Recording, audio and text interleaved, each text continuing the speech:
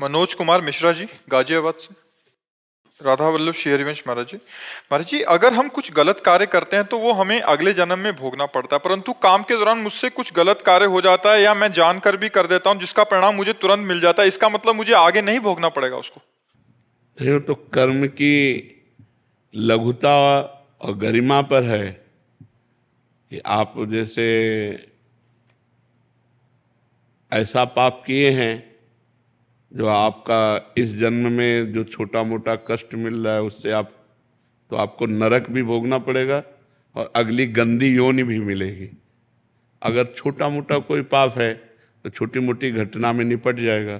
छोटा मोटा हाँ, बस ये तो आप थोड़ी निर्णय करेंगे।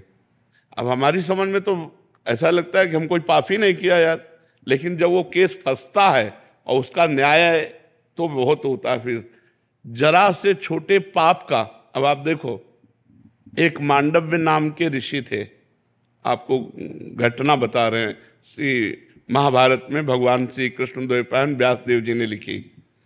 वो हाथ उठा करके अपने आश्रम में ऐसे तप कर रहे थे, तो कुछ चोर राजा के यहाँ से चोरी करके भगे, तो राज कर्मचारियों ने उनका पीछा किया, तो उन्होंने बचने के लिए ऋषि के आश्रम का सहारा लिया। पर राज कर्मचारियों ने देख लिया था कि आश्रम में गए, तो आश्रम में घुस गए, तो चोर भी मिल गए और सामान भी मिल गया। तो राज कर्मचारियों को लगा ये बाबा जी का ढोंग कर रहा है मांडव्य ऋषि को, ये चोर रखता है और चोरी करवा करके ऐसा, उनको भी बांध लिया। अब वो इतने समाधिस्थ हैं कि उनको होश ही नहीं है, भगवान में इतने लीन है कि उनको होश नहीं है। राजा के पास गए, राजा ने तुरंत आदेश कर दिया सबको शूली पे चढ़ा दो, तो सबको शूली पे चढ़ा दिया और मांडव्य ऋषि को भी शूली पे चढ़ा दिया।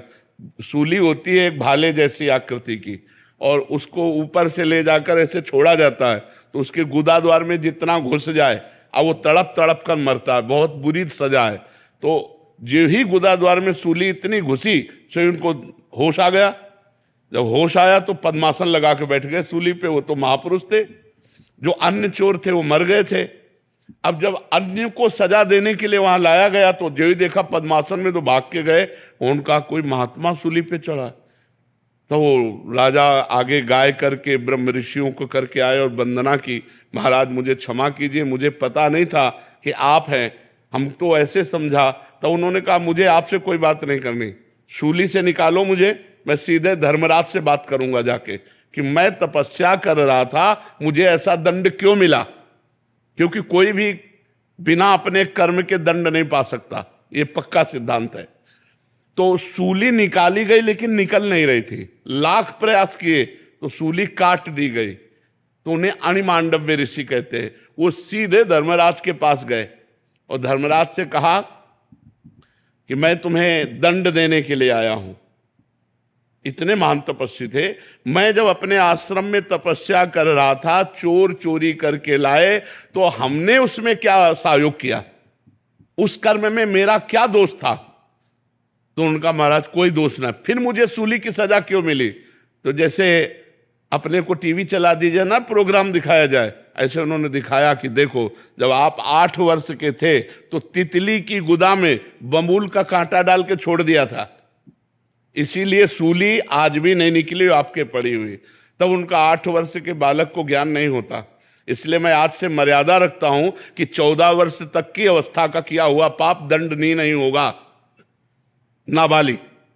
और मैं तुम्हें साफ देता हूं, क्योंकि 8 वर्ष की अवस्था के द्वारा किए गए अपराध को आपने इतना बड़ा दंड दिया, तुम जाओ और मृत्यु लोक में मनुष्य रूप में जन्मो। तो वही विदुर जी के रूप में जन्मे, जो विदुर जी हैं साक्षात धर्मराज जी हैं। तो देखा, छोटा सा खेल खेल में तितली की गुदा में कांटा डाल के तो सूली की सजा मिली। तो हम लोगों से जो अपराध बनते हैं उनका बड़ा भारी दंड मिलता है। हमें देखने में लगता है कि क्या है पर स्त्री गमन, क्या है पर पुरुष गमन, लेकिन इसका 100 कल्प तक दंड मिलता है। पतिवंचक पर पतिरति करई, रो रो नरक कल्प सत्परई। यदि पराई स्त्री से पुरुष भोग करता है तो 100 कल्प तक रो रो नरक भोग पर। जो पराई पुरुष से भोग करती है, उस ऐसा शास्त्रों में जो मर्यादा लिखा हुआ है, जो धर्म लिखा हुआ है। तो अब आपका कौन सा पाप कितना बड़ा है ये तो न्यायाधीश निर्णय करेगा, लेकिन सब पापों को नष्ट करने का एक उपाय है, नाम संकीर्तनम यस्य सर्व पाप प्रणाशनम। समस्त पापों को नाश करने के लिए भगवान का नाम गरज रहा है। नाम जप करो, नाम संकीर्तन करो, तो इसी जन्म में सब पापों का प्रायश्चित हो जाएगा। इसीलिए हम सबको कहते हैं नाम जप करो, नाम जप करो, इसी से मंगल होगा।